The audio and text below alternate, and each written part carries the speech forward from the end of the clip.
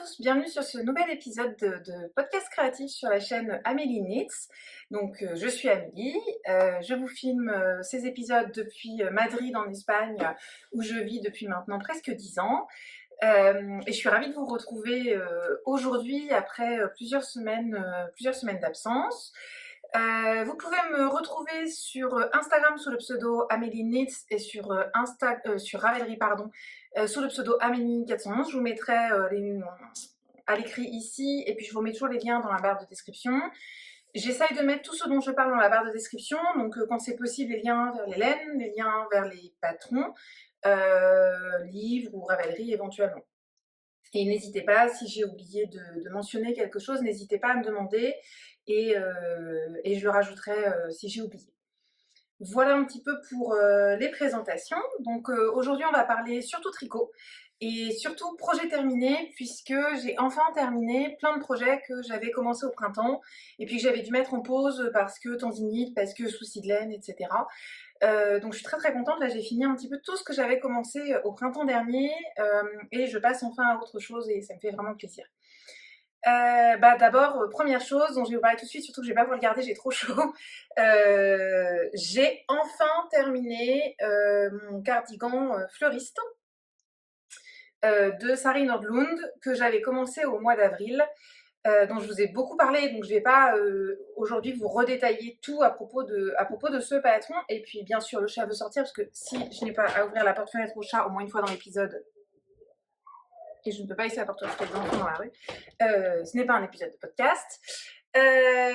Voilà, donc mon gilet fleuriste, non mais c'est une blague, il veut déjà rentrer. Et donc du coup, voilà, ce gilet, je me lève pour vous montrer.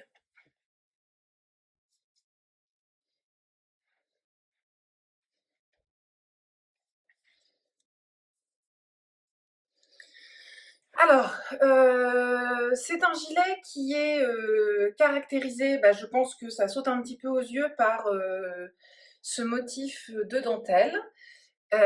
Donc, très très beau motif de dentelle qui fait appel à plusieurs techniques. Donc, il y a des torsades, des mailles ensemble, des jetés.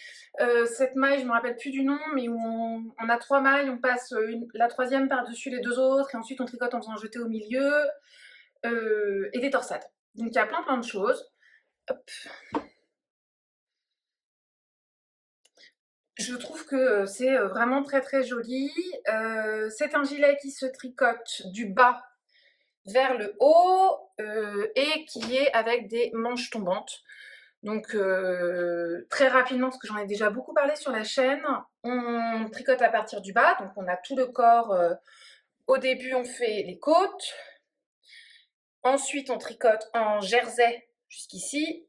Puis on commence la dentelle. À une certaine hauteur, on sépare. On tricote un devant, un autre devant, le dos. Dans le dos, hop. Pardon, le chat finalement voudrait rentrer. Ça y est. Dans le dos, il n'y a pas de dentelle. On assemble au niveau des épaules avec un rabat à 3 aiguilles. Et ensuite, on relève les mailles de l'encolure pour faire le col. La bande de boutonnage se tricote en même temps. Voilà, donc c'est pour ça qu'elle est dans ce sens-là. Moi, j'ai fait pour toutes les côtes des mailles, des côtes semi-torse. Donc les mailles en droit sont torse, les mailles en vert sont normales. Parce que je trouvais ça plus joli, mais c'est pas indiqué dans le patron. Et ensuite, on tricote à part les manches, depuis le bas, et on remonte. Hop, et ensuite on les coud, en fait. Bon, je vais le retirer pour vous montrer. En plus, j'ai trop chaud, donc ça m'arrange. Voilà, hop là. Hop.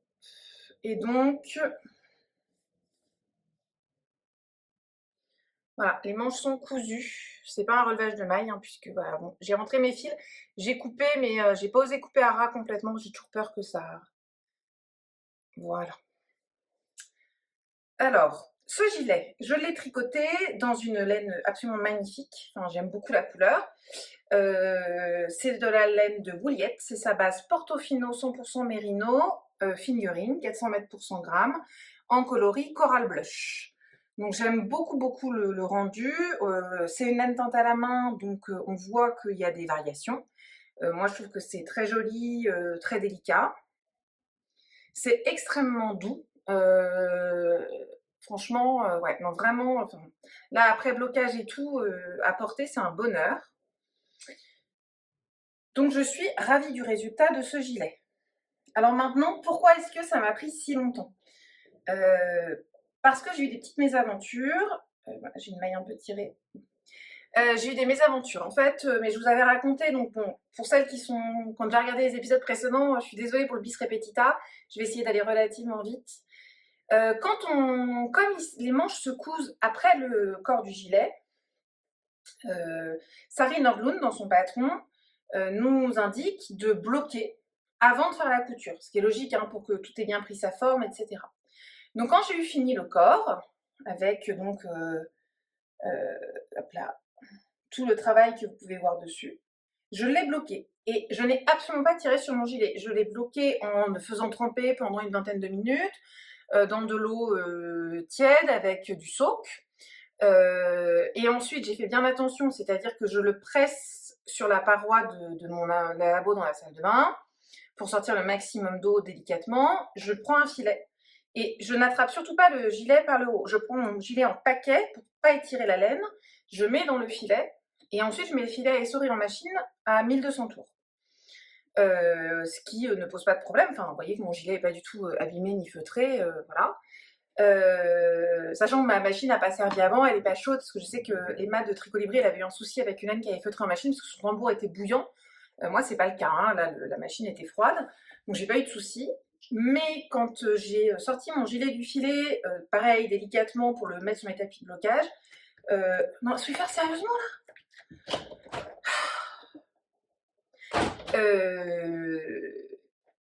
le gilet avait pris plus de 10 cm.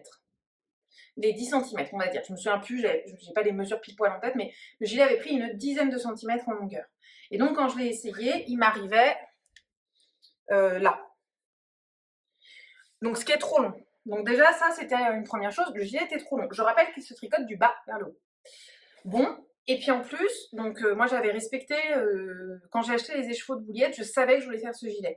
Donc j'avais lu attentivement le patron de Sari Nordlund et dans ma taille, il me fallait moins de 3 écheveaux. J'étais un petit peu étonnée parce que je fais 108 de tour de poitrine, donc en général je tricote la taille, ça dépend de l'aisance recommandée, mais je tricote au moins une taille 110, voire 115, et en général il me faut 3 écheveaux et demi pour me faire un pull en fingering. Je m'étais dit, bon, il y a beaucoup de dentelle, donc comme il y a énormément de dentelle, peut-être que ça consomme moins de laine, c'est pour ça. Je vais faire confiance. Le patron, il a été testé, c'est Sari Nordlund, sincèrement, voilà. Sauf qu'en fait, il se trouve, je pense qu'il y a 2 choses qui ont joué.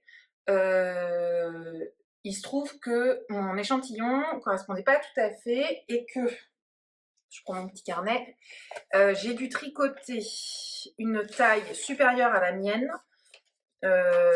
parce que j'ai dû faire un produit en croix. Donc j'ai dû tricoter une taille 6 parce que j'avais 25 à 26 mailles pour 10 cm au lieu de 23. Donc j'ai tricoté plus serré.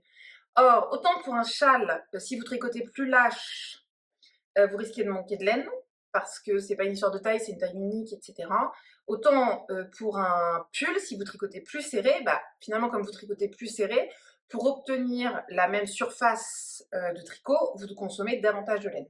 Donc comme mon échantillon était plus petit, parce que j'ai tricoté en 3,5 ce gilet, et en 3,5 j'avais un échantillon de 25 mailles, parce que c'est une laine qui est assez fine en fait, enfin elle fait 100 mètres au 400 grammes, mais elle est assez fine, et vous voyez que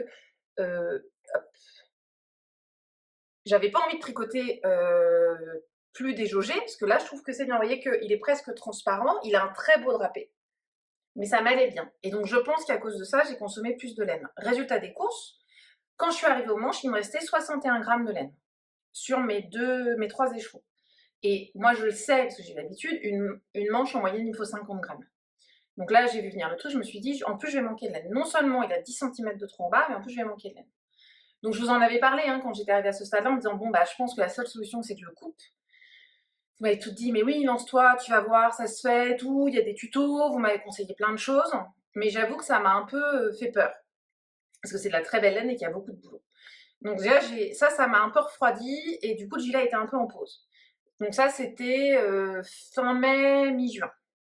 Et là-dessus, j'ai eu une tendinite du coude qui a fait que j'ai beaucoup moins pu tricoter. Donc cet été, j'ai quasiment pas tricoté, je m'y suis remise vers le 10-12 août à peu près.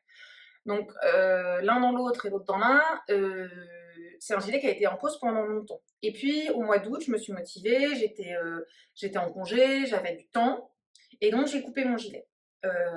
Donc j'ai coupé, j'ai réussi à récupérer mes mailles, et ensuite, donc j'ai récupéré quand j'ai coupé les 10 centimètres, j'ai récupéré 50 grammes de laine. Alors, sachant que sur ces 50 grammes, je savais qu'il fallait que je garde une quinzaine de grammes pour refaire les côtes, parce qu'il fallait que je refasse les côtes. Et donc, il me restait 35 grammes, plus les 61 que j'avais déjà, ça faisait quasiment 100 grammes pour les manches, donc là, je tenais le bon bout. Donc, ce que j'ai fait, donc j'ai coupé. Avant de refaire mes côtes, je me suis dit, je fais mes manches. Donc, j'en avais déjà commencé une. Donc, j'ai fini ma manche en pesant ma laine, en me disant ah bah tiens, alors là on voit très très bien ce qui s'est passé, quelque chose que sincèrement à la on ne voit pas, mais alors à la caméra. Donc j'ai tricoté ma manche, et quand je suis arrivée finalement au bout d'une boulette de laine, bah là on voit que j'ai commencé une nouvelle boulette. Bon, alors à l'œil, sincèrement, la démarcation se voit pas autant. Normalement, parce que j'ai alterné mes écheveaux sur le corps du gilet, mais sur les manches, je ne l'ai pas fait parce que vu que j'étais dans mes histoires de masse de laine, etc. Bon, bah voilà, là on voit un petit peu la démarcation entre deux écheveaux. Et donc j'ai consommé pour chaque manche 50 grammes pile poil, et ce qui fait qu'il m'est resté, je crois, 13 grammes pour faire les côtes. Et ça a été, en fait, les manches mesuraient, alors Sarine Nordon, elle disait d'aller jusqu'à 47 cm, je crois, pour ma taille. Et je me suis dit, oulala, vu comment ça se détend, ce que je vais faire, c'est que je vais faire 43. Je vais bloquer, de toute façon, il faut que je bloque la manche avant de l'assembler au corps, et puis je vais bien voir. Quand j'ai bloqué la manche toute seule, de 43, je suis passée à 47-48. Je me suis dit, donc c'est bon, c'était pile poil. Donc, j'ai cousu mes manches, et ensuite, donc là, pareil, la deuxième, donc chacune des manches fait, je crois, c'est 49 grammes de laine dans chaque manche à peu près. Voilà, donc là, ça c'est celle que j'ai dû faire en premier, où du coup j'ai utilisé le même écheveau pour toute la manche. Et celle-ci, celle que j'ai faite en deuxième, où du coup, évidemment, j'ai pris tous mes restes de laine. Et donc, j'ai plus eu des petites démarcations. Mais franchement, je trouve que ça va.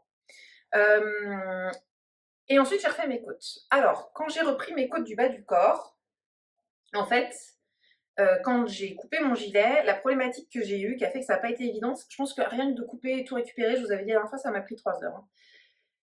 Récupérer des mailles semi-torse quand on a alterné en plus les écheveaux, une galère sans nom. C'est vraiment ça qui a été compliqué. Donc, vous voyez que là, pardon, vous êtes là, la caméra est là, j'ai toujours du mal à regarder. Eh bien, vous voyez que c'est pas nickel. Quand je porte mon gilet, on ne le voit pas. Mais, alors attendez, est-ce que, je suis très très douée. Est-ce que je vais réussir à vous montrer? Ouais. Et c'est pareil de l'autre côté, donc...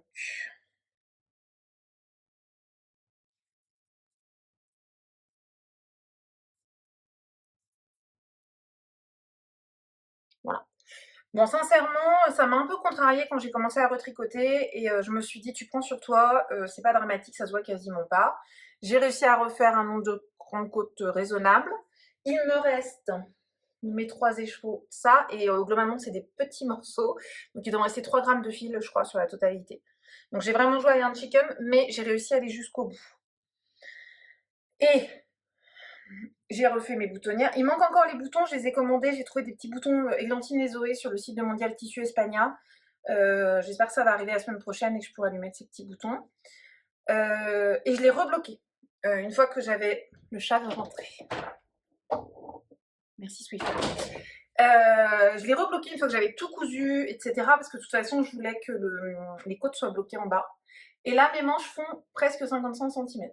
Donc, en plus, avec le poids du corps du gilet, même si j'ai fait, comme je vous ai dit, que j'ai pas tiré dessus et tout, voilà. Et donc, la longueur du corps, il est plus cropped que ce que je fais d'habitude. Je pense que si j'avais plus de laine, j'aurais quand même rallongé un petit peu, d'au moins 2 cm, mais je trouve que ça va. Je le remets pour vous montrer.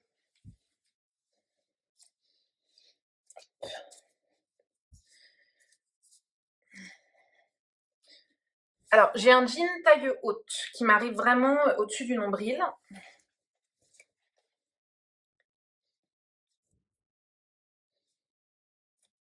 Et vous voyez qu'il arrive à la ceinture de mon pantalon, voilà. Donc mon nombril est là, là. Donc ça va. Du coup, c'est un gilet. J'ai une robe, j'ai une myosotis de Direndo noire dans un tissu lainage assez fluide. Et pour cet hiver, je me dis que ce sera sympa parce que cette couleur un peu peps sur une robe noire, ça va vraiment donner un coup de... Hop, un peu de soleil cet hiver, ça va être cool. Les manches, du coup, ben, pour moi qui suis quand même grande, hein, je fais 1m74, donc j'ai des bras en conséquence, je suis contente parce que bah, elle m'arrive bien sur la main. Alors que quand j'ai fini mon pull, quand j'ai cousu avant de rebloquer le gilet dans sa totalité, elle m'arrivait plutôt là.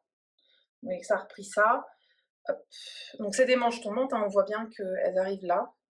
La taille est parfaite. Quand j'ai tricoté, elles étaient hyper fitées. On voit que la laine s'est bien détendue. C'est du 100% mérino. Il n'est pas tricoté hyper serré, donc c'est logique qu'il s'est détendu. Mais pour moi, c'est parfait parce que du coup, la taille est impeccable. Voilà.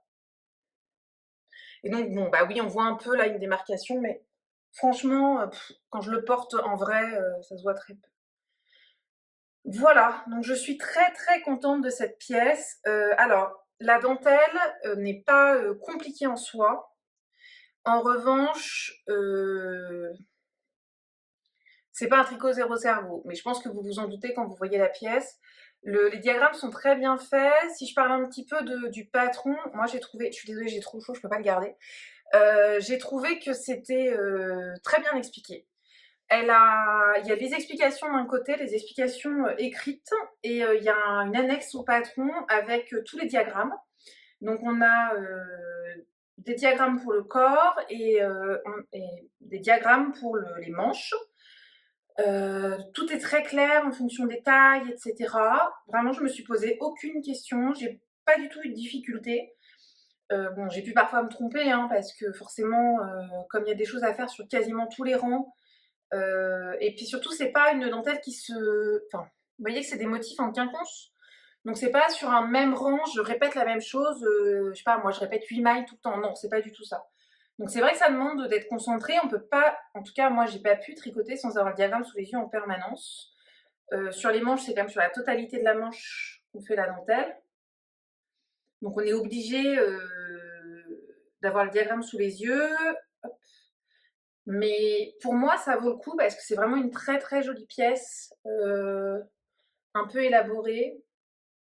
Et je pense que je vais pouvoir beaucoup le porter. Alors évidemment, cette couleur-là va pas aller avec tout. Là, je peux le mettre avec un t-shirt blanc, j'ai un top blanc. C'est sûr que sur des tops un peu avec des motifs et tout, je suis pas sûre que ce soit le plus facile à porter parce qu'entre la couleur et la dentelle, ça fait beaucoup d'informations. Mais bon, je l'aime beaucoup. Je pense que je vous ai tout dit. C'est peut-être un petit peu brouillon, mais comme je vous en ai déjà beaucoup parlé, je sais plus trop quoi, ce qu'il faut que je répète ou pas. N'hésitez pas si vous avez des questions sur ce patron, mais en tout cas, vraiment top. Et la laine est super. Vraiment magnifique. Mais je me ferai plus avoir un pull ou un gilet en figurine pour moi. C'est 3 échos et demi minimum. Voilà, au moins je le sais. Hop là, voilà. Donc ça y est pour le gilet fleuriste. Donc je suis vraiment vraiment contente. C'est vrai que je vais pas mentir, comme j'étais dessus depuis le mois d'avril et qu'en plus bah, donc j'avais été un peu contrariée, que ça m'a demandé un effort de défaire, etc.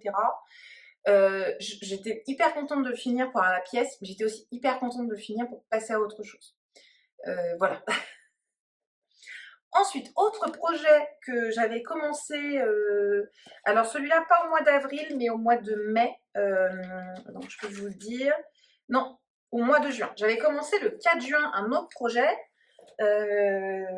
j'avais commencé un châle dans des laines que j'avais eu dans les clubs Harry Potter de Woolbags. Donc l'année dernière, à partir du mois de janvier, Woolbags avait proposé chaque mois un club Harry Potter, donc c'était un club surprise.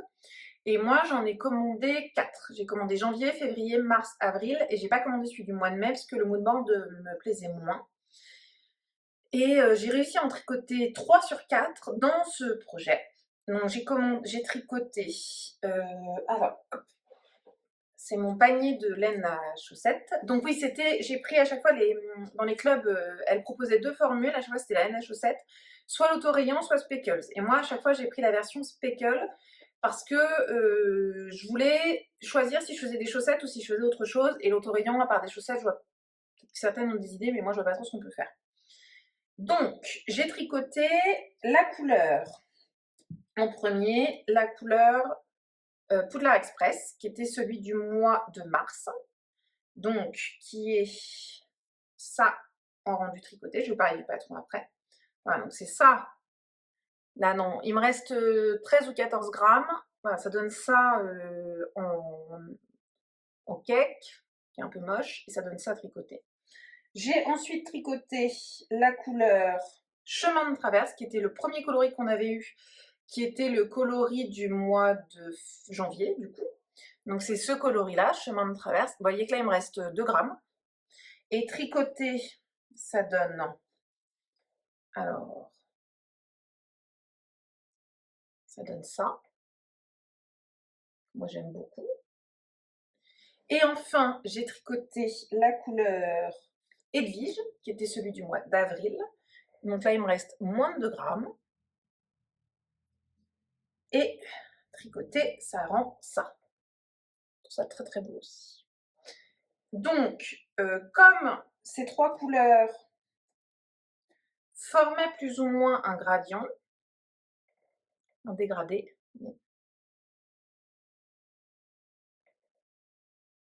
hop, bon ben voilà, ça tombera pas plus bas. J'ai décidé de tricoter un châle en dégradé et c'est le modèle, je vous l'ai déjà montré, hein. Mais je n'avais pas terminé la dernière fois. C'est le modèle Powder and Dust de Vera Valimaki, qui est un châle triangulaire. Je suis tellement contente, il est trop beau. Donc un châle triangulaire en dégradé au point mousse avec un peu de dentelle. Voilà, je l'adore. Je trouve que, alors je dis bravo Woolbag sur le travail de teinture, je trouve que vraiment le rendu est absolument magnifique. Là, il a été bloqué par rapport à la fois que je vous l'ai montré. Et du coup,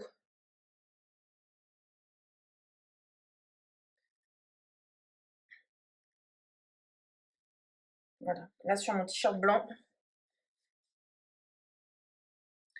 Donc, quand on regarde les versions de ce châle sur Ravelry, il y a pas mal de versions, ça fait vraiment des rayures. Parce qu'en fait, ah, j'ai encore un petit marqueur poule qui est coincé dedans. Je ne l'ai pas encore porté, hein, parce qu'ici, bon, ça s'est un peu rafraîchi, mais vous voyez là sur mon balcon à Londres, il fait encore 28 degrés, donc autant vous dire que... alors, comme on est en altitude, le matin, il fait très frais, il peut faire 13 degrés le matin. Moi, je pars bosser en vélo, donc je mets une veste, mais on n'en est pas encore à mettre un châle. Mais... donc je disais que sur beaucoup de versions, on voit vraiment des rayures quand on passe d'une couleur à l'autre, parce qu'en fait, on tricote la... Je vous redétaille pas toute la construction, parce que j'en ai parlé dans les épisodes d'avant, mais en gros, on tricote la première couleur en point mousse, avec des augmentations au milieu et sur les côtés. On tricote le panneau de dentelle, tac. Et là, pour passer à la couleur suivante, pendant un certain nombre de rangs, elle explique très bien dans le patron, on fait des rayures. Et je trouve que les couleurs de Woolbags sont tellement finalement... on passe tellement progressivement l'une à l'autre qu'on n'a pas un effet rayure hyper marqué. On a vraiment, en tout cas pour moi, un effet dégradé. Parce que là, du coup, j'ai tricoté en rayure les 2 couleurs. Poudlard Express, Chemin de traverse. Là, Chemin de traverse est tout seul. Et vous voyez, je trouve que le passage de l'une à l'autre se fait de manière très, très douce. Voilà. Donc là, hop, chemin de traverse. Et pendant la dentelle, on commence à alterner avec la 3e couleur, Edwige. Et pareil, je trouve que c'est très très subtil. Et j'ai terminé avec Edwige seulement à partir de là, quasiment la partie de point mousse. Donc il y a... Ah, vous avez vu ce qu'il me reste, hein, il y a quasiment 3 écheveaux complets dans ce châle.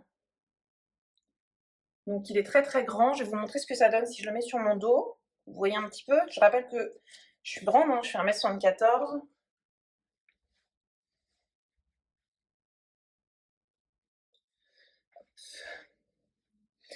La laine est très très douce. Il est très moelleux, même si c'est de la fingering. J'ai pas dit, je l'ai tricoté en 4.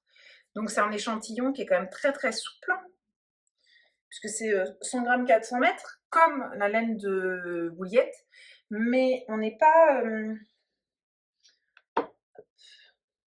Attendez, je peux vous comparer les deux fils, avec tous mes petits restes là. Je sais pas si on voit...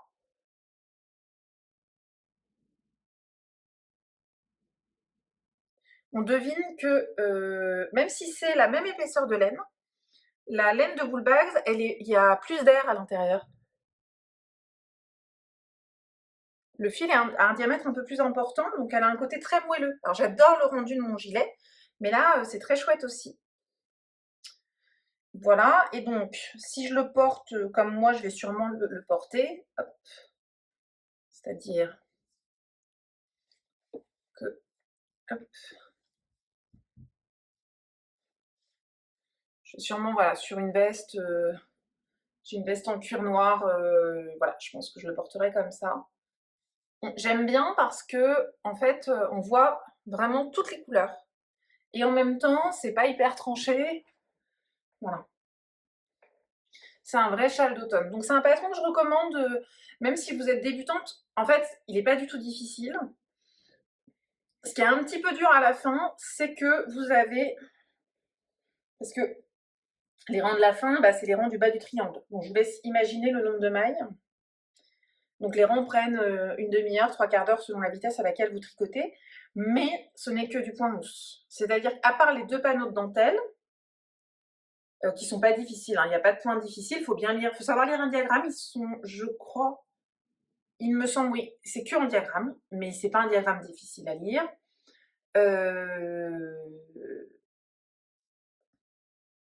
Je conseille de mettre des marqueurs, je vous avais montré la dernière fois, j'avais des marqueurs à chaque répétition pour... comme ça, si jamais je me trompais, je m'en rendais compte tout de suite. Mais en dehors de ça, ce n'est que du point mousse. Alors, je sais que du coup, pour certaines, c'est ennuyeux parce qu'on tricote que du point mousse. Mais moi, je tricotais ça en alternance avec mon gilet fleuriste. Du coup, c'était cool parce que quand j'étais un peu fatiguée, bah, j'avais mon projet zéro cerveau, où je faisais que mon point mousse et mes augmentations. Et puis quand j'avais un peu plus la forme, je faisais mon gilet fleuriste où j'avais mes torsades et où il fallait que je lise de diagrammes. Donc c'était pas mal.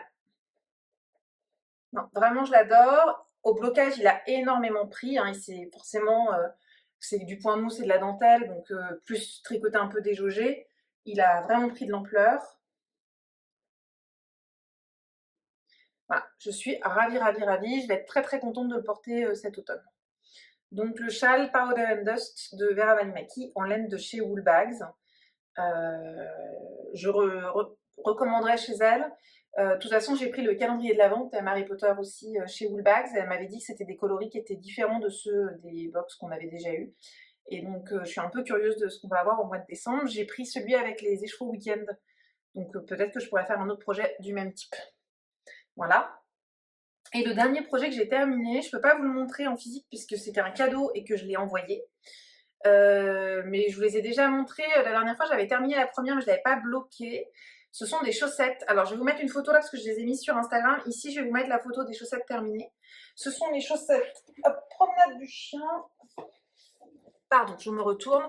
Les chaussettes promenade du chien de Charlotte Stone, que j'ai donc tricotées dans ce livre. Chaussettes pop à tricoter.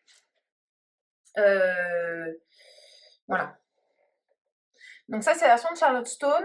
Vous voyez que par rapport à la photo que je vous aurais mise ici, elle a fait moins de couleurs que moi, puisqu'elle a la même couleur pour les côtes, le corps de la chaussette et les pointes, et le talon. Alors que moi, j'ai une couleur pour les côtes et les pointes, qui est aussi une couleur de chez Woolbags, qui est donc de place. Hop. Donc, côté pointe, j'ai fait là-dedans, c'est le coloris qui allait avec Edwige. C'était le mini contrastant. Donc ça, j'ai fait les côtes et les pointes là-dedans. J'ai fait alors, c'est pas ça. J'ai fait la tête du chien, donc vous voyez à côté de moi, hein, le noir de la tête du chien et des empreintes sur le bout du pied dans le mini qui allait avec... Je ramasse du coup chemin de traverse de chez Woodbags. Et j'ai aussi fait le talon dedans. Donc là, vous voyez que j'ai joué un peu à Yarn Chicken. J'ai quasiment utilisé tout mon mini, il me reste moins de 2 grammes. Mais du coup, je suis très contente parce que je suis quasiment allée au bout de mon mini. Et j'ai fait le blanc, donc qui est autour de la tête du chien et autour des empreintes. Voilà, donc c'est pareil, hein, là j'ai eu un peu peur quand j'ai terminé ma chaussette, mais c'est passé. Donc ça, c'était une pelote de United Socks de Katia en blanc, je crois que c'est le coloris 1. Ma fiche Ravelry est complétée à jour, j'ai tout indiqué. J'avais déjà fait les côtes et la pointe d'une paire de chaussettes pour moi dans cette petite pelote de 25 grammes, donc il devait me rester une bonne quinzaine de grammes. Et j'ai tout utilisé, j'ai quasiment tout utilisé, c'est pareil, il me reste 2-3 grammes. Et enfin, pour le corps de la chaussette, à la base, je voulais faire le corps de la chaussette dans ce reste que j'avais de Vera Yarns Design, qui est une teinturière irlandaise.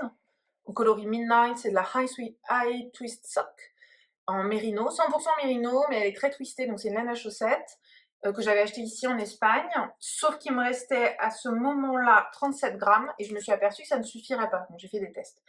Donc ce que j'ai fait, c'est que j'ai tricoté cette laine en méthode hélicoïdale pour le corps de la chaussette, avec un autre reste que j'avais. Donc il me restait 50 grammes de ça, qui est de la laine amourée, Athéna, donc il n'y a pas de nylon dedans, c'est la 100% mérino, coloris Bagheera. Et là, il me reste, dans les deux cas, en gros, j'ai consommé, les deux additionnés, j'ai consommé quasiment 50 grammes. Donc, j'aurais jamais eu assez avec juste celle-ci. Et donc, je les ai alternés. Vous voyez sur la photo que, bah, en fait, ça passe bien. On se rend pas trop compte qu'il y a deux couleurs. Et je trouve ça assez sympa. Voilà, donc j'ai adoré les tricoter. J'ai respecté les consignes de Charlotte Stone, c'est-à-dire que j'ai tricoté en 2,25 les parties où il n'y a pas de jacquard, en 2,5 les parties où il y a du jacquard, j'ai fait les augmentations conseillées. On voit sur les bloqueurs qu'elles sont un peu plus larges au niveau de la partie en jacquard, mais je vous mets aussi des photos sur mon pied. C'est pour mon frère, donc sur moi elles sont un peu grandes, mais sur le pied ça ne choque pas du tout, et du coup ça passe hyper bien. Un petit conseil pour tricoter le jacquard, parce que quand j'ai posté les photos sur Instagram, certaines m'ont dit ah là là, elles sont super belles, j'ose pas me lancer, etc. Moi, c'était mes premières chaussettes en jacquard, donc j'étais un petit peu inquiète aussi, parce que j'avais vu que pour certaines c'était compliqué. Mais du coup, ce que j'ai fait, c'est que j'ai écouté un petit peu tous les conseils. Il y a Céline de Madame Bibiche qu'on avait parlé en particulier, parce qu'elle avait été un peu embêtée avec ça. Et donc, ce que j'ai fait, c'est que j'ai tricoté mon jacquard sur l'envers. Alors, c'est pas que j'ai tricoté sur l'envers, c'est que... Est-ce que j'ai de quoi vous montrer? En fait, quand vous tricotez, j'ai rentré ma chaussette à l'intérieur. Donc moi, j'avais quand même l'endroit face à moi quand je tricotais, mais l'envers de ma chaussette était sur l'extérieur de mon cercle. Je tricote sur des mini circulaires. Attendez, il faut que je réponde au téléphone. Donc, je disais que quand je suis sur mes mini circulaires, au lieu d'avoir finalement, je sais pas moi, les côtes de ma chaussette qui m'apparaissent ici sur l'endroit, j'ai inversé. Donc l'envers de ma chaussette est sur l'extérieur et moi je tricote. Mais finalement, je tricote quand même sur l'endroit, je tricote des mailles endroits, etc. J'ai l'endroit face à moi. Mais l'envers de ma chaussette étant sur l'extérieur, ça fait que mon fil parcourt un chemin plus grand que quand elle est dans l'autre sens. C'est le même principe que, je sais pas moi, sur une course automobile, sur le circuit, la voiture qui est le plus à l'extérieur, elle parcourt plus de distance que la voiture qui est le plus à l'intérieur de la piste. Bah là, c'est un peu le même principe. Donc déjà, ça va éviter que mes fils soient trop tendus. Moi, je tricote. Alors, j'ai tenté de tricoter avec un fil dans chaque main au départ quand j'ai tricoté mon jacquard. Sauf que, en fait, ça me faisait mal. Je soupçonne que ça ait contribué au déclenchement de ma tendinite du coude. Et je me suis aperçue que pour moi, ce qui était le plus confortable en termes de tension, en termes de confort pour mes mains, etc., c'est de tricoter avec les fils dans la main droite. Moi, je tricote à l'anglaise. J'ai essayé plein de fois de tricoter à la continentale. C'est pas du tout confortable pour moi. Je lâche mon aiguille, c'est pas grave, c'est comme ça. De toute façon, c'est pas un concours de vitesse le tricot. J'aime bien tricoter comme ça, je suis confortable. Et donc, bah, je lâche mon fil à chaque fois. Alors, ce que j'ai fait aussi, puisque je voulais que la tête de chien ressorte bien par rapport au blanc, donc je voulais respecter la dominance des couleurs. Donc, j'avais ma pelote de noir qui était à ma gauche, ma pelote de blanc qui était à ma droite, et à chaque fois, mon fil noir était en dessous de mon fil blanc. Donc voilà, donc je faisais bien attention. Mon fil blanc était toujours par-dessus mon fil noir, et c'est mon fil noir qui était le plus proche de mon tricot. pour respecter la dominance des couleurs. Et en faisant ça, en lâchant mon fil, en lâchant mon fil, en reprenant, ça marchait bien. J'ai très peu croisé mes fils. Sur la deuxième chaussette, je crois même que j'ai quasiment pas croisé, même quand j'avais 10 mailles de suite, tant pis, j'ai pas croisé, en faisant attention. Moi, quand j'enfilais les chaussettes pour les essayer, ça m'a pas du tout gêné de pas avoir croisé les fils, d'avoir des longs floats derrière. Je verrai avec Constance si lui ça le dérange, je lui demanderai quand même. Et du coup, mon jagger est plutôt élastique, ça passe bien sur le pied, donc j'espère que lui aussi. Il les a pas encore ouvertes parce que c'est un cadeau pour son anniversaire et son anniversaire c'est demain. Enfin, cette vidéo va être publiée. Enfin, je filme le dimanche, mais cette vidéo va être publiée le lundi, donc en fait, je publie le jour de son anniversaire. Et donc, il les a pas encore ouvertes. Il a le colis, mais il les a pas encore ouvertes. J'espère que ça va bien aller. Ensuite, en termes de technique, ah oui, alors j'ai changé une chose par rapport au patron. Donc, quand on regarde ici sur le patron de Charlotte Stone, est-ce que en fait, on ne le voit pas, mais c'est un talon à rang raccourci. On le voit, enfin, pas justement, c'est un talon à gousset, pardon, renforcé. Et moi, j'avais pas envie de faire ça. J'aime pas faire ce talon-là. Et j'ai déjà tricoté des chaussettes à Constant avec un talon à rang raccourci, elles lui vont. Donc, j'ai fait un talon à rang raccourci parce que je trouve ça plus facile à faire et que je le fais par cœur et tout. Donc, c'est la seule chose que j'ai changée. Sinon, j'ai vraiment respecté le patron. Et une fois que j'avais tricoté tout mon jacquard, j'ai fait le duplicate stitch pour les yeux du chien et pour la petite langue qui sort au niveau de la bouche, qui est en rose. Donc pour les yeux du chien, j'ai utilisé ce mini encore de Wool Bags. Alors je disais en rigolant à ma mère, je lui dis Constant, il a bien de la chance parce que moi je me suis jamais fait de chaussettes en laine tente à la main, j'utilise toujours des laines industrielles. Et lui, à part la Katia, il a que laine tente à la main dans les chaussettes que je lui ai faites, donc j'espère qu'il va apprécier la douceur. Et donc je lui ai fait les yeux parce que je trouvais vraiment que ce bleu était joli. Donc c'est aussi un bleu de Wool Bags qui allait avec le quatrième écheveau de la boîte que je, enfin pas de la boîte mais des mystères Harry Potter. Donc ça c'était le coloris Patronus et il y avait ces mini avec. Donc j'ai utilisé moins d'1 gramme pour faire les yeux des chiens en duplicate stitch. C'est très bien expliqué dans le livre, moi j'avais jamais fait ça. Bon, les premiers j'ai un petit peu trouvé ça compliqué, mais une fois que franchement j'ai fait 2 yeux et j'avais compris, c'est pas du tout compliqué. Voilà.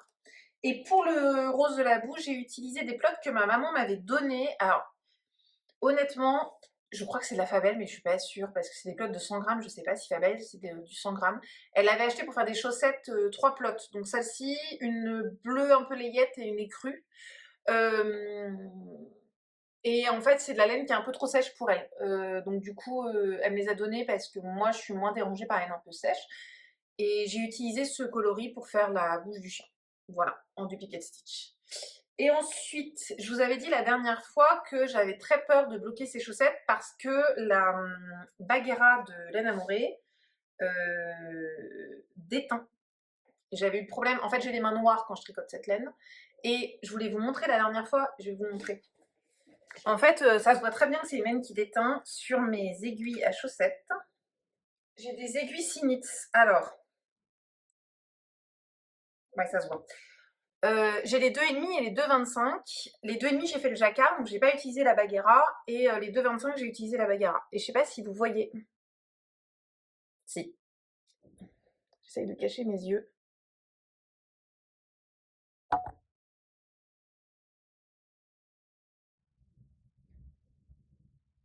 La différence de coloris entre les deux.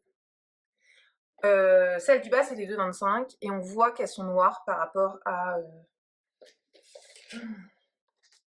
Voilà. Et en fait, c'est la laine qui a déteint dessus. Ça se voit peut-être encore mieux sur la partie la plus longue.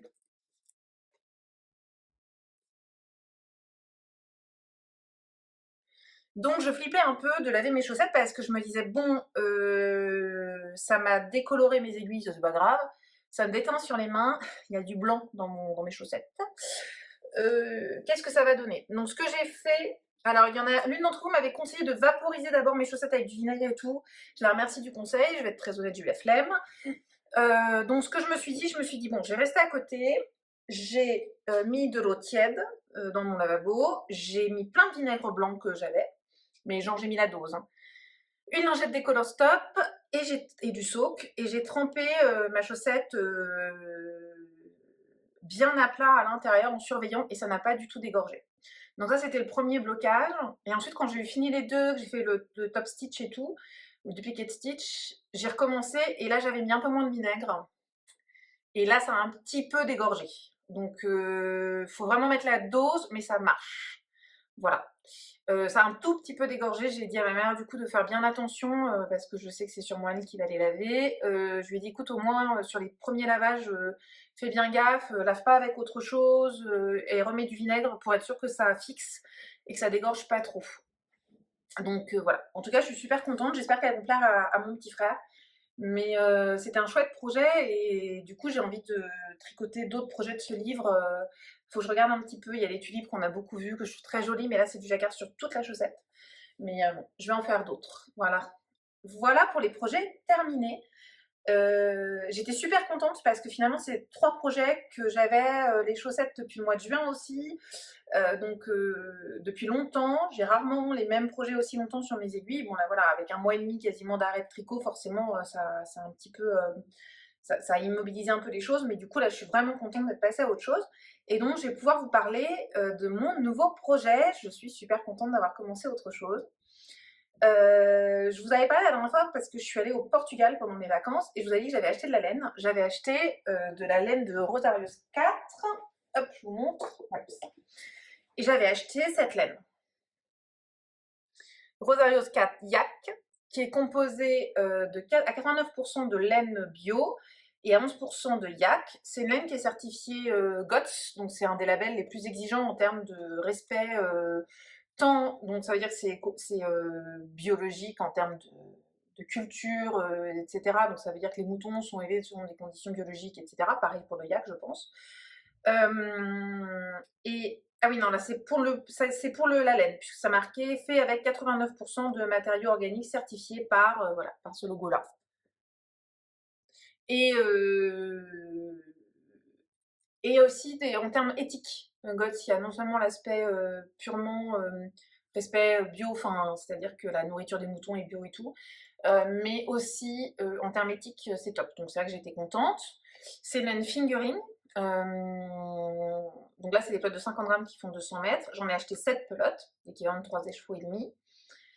Avec cette jolie couleur bleu, gris, vert, un peu indéfinissable. Moi, j'aime beaucoup, qui va bien avec mes yeux. Donc, je sais que c'est une couleur qui me va. C'est assez facile. Sur ces couleurs-là, je me pose pas trop de questions. J'aimais bien parce que vous avez le yak fait un peu un côté un peu tweedé et tout. Et alors là, c'est rigolo parce que quand j'ai fait l'échantillon, je vais vous parler du projet que je fais avec après. Donc je fais un pull en fingering de Isabelle Kramer. Et l'échantillon, c'est 24 mailles. Et elle conseille de faire en aiguille 3,5. Donc je rappelle que mon gilet fleuriste, que j'ai tricoté en 3,5, j'arrive à 25-26 mailles avec une laine fingering. Donc je me suis dit, bon, bah, je fais mon échantillon en 3,5. Mon échantillon faisait plus de 11 cm. J'étais à bon. Donc en fait, ça va pas être possible. Du coup, j'ai fait mon échantillon en 3,25. Et là, en 3,25, nickel, ça donne ça. Donc je peux vous montrer puisque je l'ai là. Voilà. Donc en 3,25, j'obtiens ça.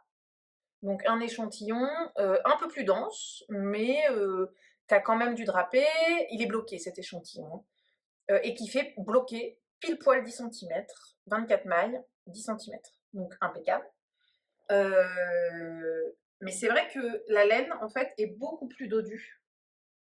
On peut encore comparer. Donc c'est les 3 laines dont je vous ai parlé là, hein, que ce soit celle de Woolbags, celle-ci de chez Rosarios ou la Portofino de chez Bouillette, on n'est que sur des laines fingering. Mais finalement, je pense que c'est la manière dont c'est filé, le fait qu'il y ait plus ou moins d'air, là il y a le yak, ça fait que le rendu n'est pas du tout le même. Donc le pull que je tricote d'Isabelle Kramer, c'est le Cloudlessly, qui est donc je vais vous mettre une image du pull terminé ici, qui est un pull avec des caractéristiques qui me plaisaient bien, puisque c'est un pull avec un col V, et avec ce système des épaules, qui est la méthode contiguë, où en fait, ça se tricote comme un raglan, mais ça fait un effet manche montée. Alors, j'ai mon pull qui est ici. Donc, j'ai commencé ça. j'ai commencé ça jeudi soir, mais en fait, j'ai recommencé 3 fois, donc dans l'absolu, j'ai commencé vendredi soir.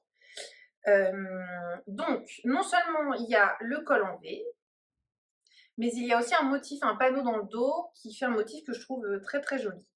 Donc j'ai commencé vraiment vendredi soir. Je vais vous expliquer pourquoi j'ai dû recommencer plusieurs fois. C'est complètement ma faute, hein. Le patron est top. Isabelle Kramer, valeur sûre. J'avais déjà tricoté le Kira de Isabelle Kramer, qui est un très beau pull aussi. C'est hyper bien expliqué, c'est très très clair, il n'y a pas de problème, mais il y a des choses à lire. Le début demande de la concentration et commencer après une journée de boulot où on est claqué n'est pas forcément l'idée du siècle. J'aurais peut-être dû monter une paire de chaussettes à l'avenir. Bref.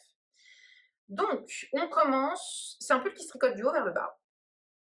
Et on commence en fait par finalement construire les différentes parties du pull. On commence en aller-retour, parce que comme c'est un col V, du coup on commence en aller-retour. Là je suis à 8 rangs de joindre en rond. Et on met en place, au départ, vous voyez qu'on met en place une encolure. Donc c'est un pull où on ne relève pas les mailles à la fin pour faire une encolure ou quoi que ce soit. Là, hop, elle donne une petite technique pour que finalement on fait une espèce de petite bande d'encolure. Au départ, on a une maille raglan ici, qui est la ligne d'épaule, et on fait des augmentations de part et d'autre. On a le dos, où on met en place ce panneau. Et donc ça, en fait, c'est un jeu de mailles glissées et de mailles tirées, qui sont un peu comme des torsades. C'est un motif qui se fait sur 4 ans, qui n'est pas compliqué du tout, sauf quand on ne lit pas les instructions et que du coup on se plante 4 fois de suite. Mais quand on lit les instructions et qu'on lit jusqu'au bout et qu'on voit qu'il y a des instructions en aller-retour et des instructions en rond, et que on fait bien le aller-retour quand on est aller-retour, il n'y a pas de problème, hein. Bref, donc là, voilà. Et donc c'est un peu un système de comme des torsades, mais pas tout à fait, puisque il y a des mailles glissées qu'on tire, vous les voyez en fait. Hop, ça, c'est des mailles qui ont été glissées sur 2 rangs et qu'on tire au rang suivant. Ça se fait comme des torsades, puisqu'on croise les mailles. Moi, je l'ai fait sans aiguille auxiliaire. C'est-à-dire qu'elle, elle dit avec une aiguille auxiliaire, mais moi, je le fais sans aiguille auxiliaire, alors que sur mon fleuri, j'ai toujours utilisé l'aiguille auxiliaire. C'était sur 5 mailles, les torsades.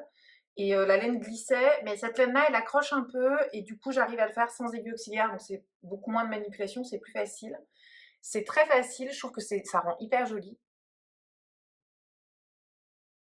Je trouve que, enfin, perso, je lis mon tricot, donc je n'ai plus besoin du tout de regarder le diagramme. Là, pour le coup, j'ai compris, je le fais par cœur, parce que c'est vraiment simple. Et là, c'est un truc qui se répète en plus, donc voilà. Et donc, vous voyez, dans le dos, du coup, il y a une partie en jersey, donc avec ces augmentations qui se construisent petit à petit, le panneau de motif, qui est encadré par des marqueurs. On fait la même chose de l'autre côté, la ligne d'épaule, le devant. Et puis, au bout d'un certain nombre de rangs, elle nous fait construire la tête de manche. Donc, voilà. Et donc là, du coup, cette fois-ci, on va augmenter des deux côtés. Et on ouvre, là, on est en train de créer la tête de manche. Et en même temps, depuis le départ, on construit aussi l'encolure en V. Donc, on a aussi des augmentations ici. La particularité, c'est que de part et d'autre ici du raglan de la manche, elle fait faire une maille en vert, donc qui dessine du coup, qui marque la tête de manche. Devant, c'est pareil, il y a une maille en vert. Donc,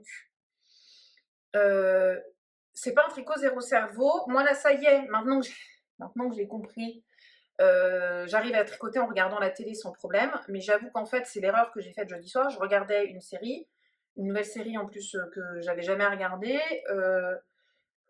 C'est pas de la philo non plus, mais il fallait quand même que je regarde un petit peu. Je regarde en anglais, donc même si globalement je comprends, de temps en temps je regarde les sous-titres. Et en fait, c'était une mauvaise idée, puisqu'il fallait quand même que je regarde mon tricot pour pas faire de bêtises. Mais là, bon, ça y est, c'est parti. Donc là, c'est devenu plus facile. En plus, quand là, j'ai des rangs en vert, mais dans 8 rangs, j'aurai plus de rangs en vert, donc ce sera plus simple. Et puis, une fois que j'aurai fini les raglans, il n'y aura plus que le motif du dos, en fait. Donc ça devrait aller. J'aime beaucoup. Je pense que ça va être assez joli. J'espère que la taille va être bonne. J'ai hâte de séparer les manches comme d'habitude pour me rendre un petit peu plus compte, parce que là, je suis vraiment au tout début. J'aime beaucoup le rendu de la laine, qui est un peu poilu. Ça va être un pull en fingering, mais comme il est un peu dense, je pense que... Enfin, pourtant 24 mailles, hein, on n'est pas sur un échantillon fingering hyper dense. Mais comme la laine est assez gonflante, je pense qu'il va être assez chaud. Donc ça va être un bon pull de mi-saison. Voilà. Qui avance tranquillement, hein. Ça reste quand même un échantillon de 24 mailles, donc c'est un pull que je vais mettre un peu de temps à tricoter, mais j'aime beaucoup. J'aime beaucoup, beaucoup. Ah oui, alors comme je le vois là, le seul truc pour l'instant, on va voir, j'espère que ça va pas trop se répéter, j'ai eu un nœud dans la première pelote assez tôt. Vous voyez que moi je laisse pas les nœuds parce que je trouve que ça se voit. Donc je préfère couper mon fil et joindre. Alors je fais pas les joints feutrés parce que je sais pas, je fais pas confiance, j'ai toujours peur que ça pète. Tant pis, je préfère faire une... Je tricote mes deux fils ensemble sur quelques mailles et puis après je les rentre. Voilà. Donc pour l'instant, je suis en 3,25 et j'aurais besoin, je crois, des aiguilles 3 pour les finitions dans le bas, mais pour l'instant, je suis en 3,25. Ça se tricote bien, c'est agréable. Je suis... voilà, j'en suis à là. Alors, ça c'est... J'ai fini, au bout de la 4e fois, j'ai fini par couper les fils parce que ça finissait par abîmer la laine. J'ai pas jeté, on sait jamais, mais voilà. J'en suis là de ma première pelote. Voilà pour mon encours du moment. Pour l'instant, j'ai que cet encours-là, mais je pense que je vais monter une paire de chaussettes. J'aimerais bien me faire une paire de soquettes. Donc, il faut que je regarde. Faut que je regarde, mais bon, pour l'instant, je suis là-dessus. C'est vrai que c'est un peu addictif, comme il y a le motif, etc. Et puis là, je suis vraiment dans la construction de tout. Donc, j'ai envie de voir comment les épaules se mettent en place. J'ai envie de rejoindre en rond. Bon. Donc pour l'instant, je suis là-dessus. Et puis, je vais voir un petit peu comment ça évolue pour passer à autre chose. Voilà, en termes de tricot, un petit peu ce que je peux vous dire. J'ai pas du tout de projet d'achat, etc. Parce que j'ai plein de laine. J'ai des projets de tricot, mais j'ai de quoi les tricoter puisque j'avais acheté de la laine au festival Love Yarn l'année dernière que j'ai pas encore tricoté. J'ai 2 pulls que je veux détricoter pour les retricoter. Donc bon, ben voilà. Je vous en parlerai le moment venu. Donc ce qui fait que j'ai de quoi voir à venir. Je pense que je vais pas acheter de laine tout de suite. Pareil pour les chaussettes, j'ai tout ça. Donc j'ai absolument pas besoin d'acheter de la laine à chaussettes. Et je vais essayer de tricoter un peu ce que j'ai à la maison. Voilà, voilà. Donc pour le tricot, j'en suis là. Pour la couture, aujourd'hui, j'ai pas grand chose à vous montrer, mais j'ai quand même un projet à vous montrer dont j'avais envie de vous parler. Donc la dernière fois que je suis venue, hop, c'était un projet auquel je pensais. Je vous avais montré le tissu, mais je ne l'avais pas encore cousu. Donc, c'était le pantalon Légende de l'atelier Scamille. Je vous mets le dessin technique ici. Et ce pantalon Légende, je voulais le coudre dans un lin. Voilà. No comment sur la répétition des couleurs. Oui, oui, c'est quasiment la même couleur que le pull que je suis en train de tricoter. J'aime beaucoup le bleu.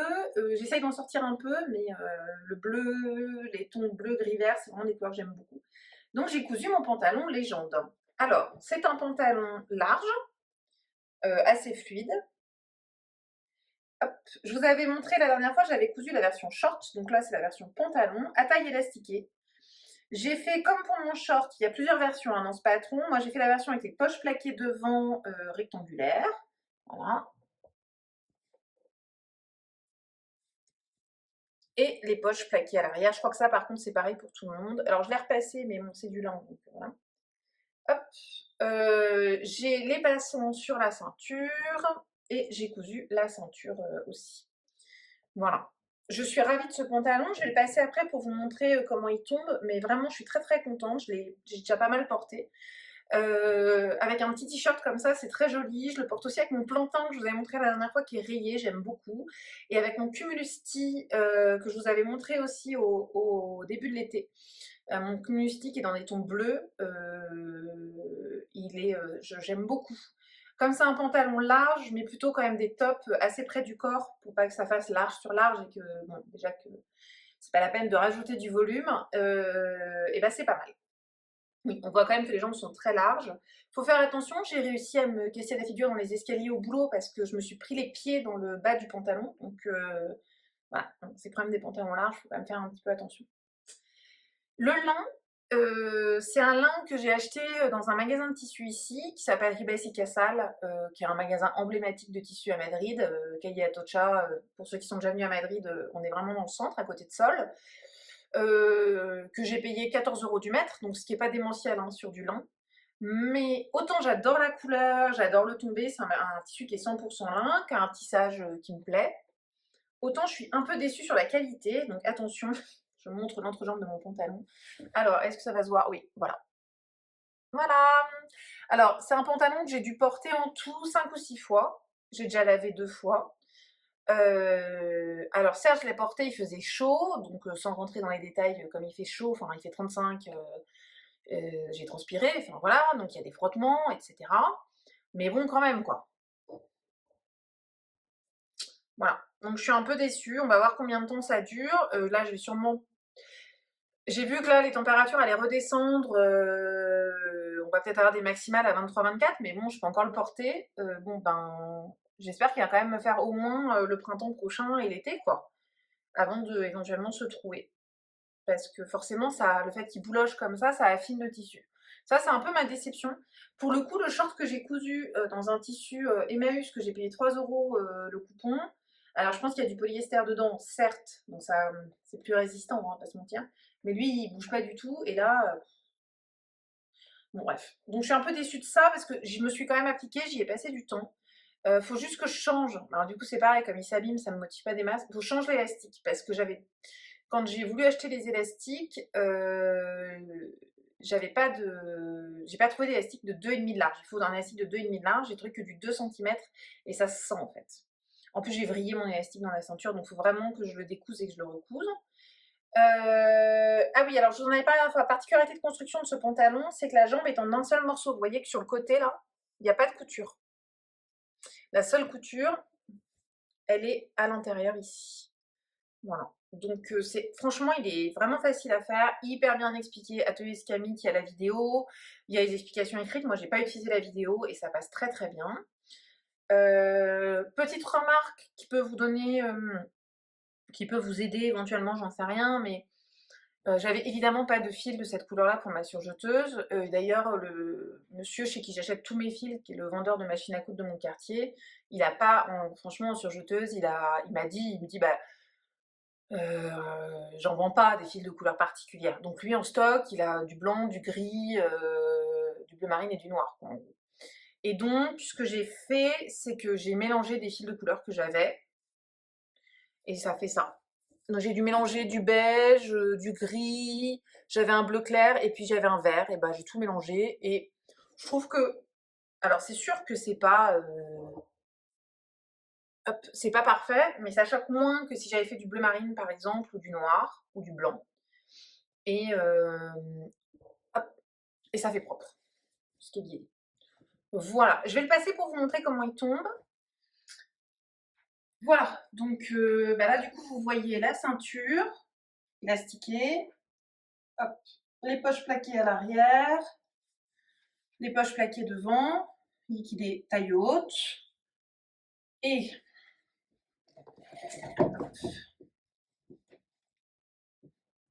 donc voilà, vous voyez que c'est des jambes larges.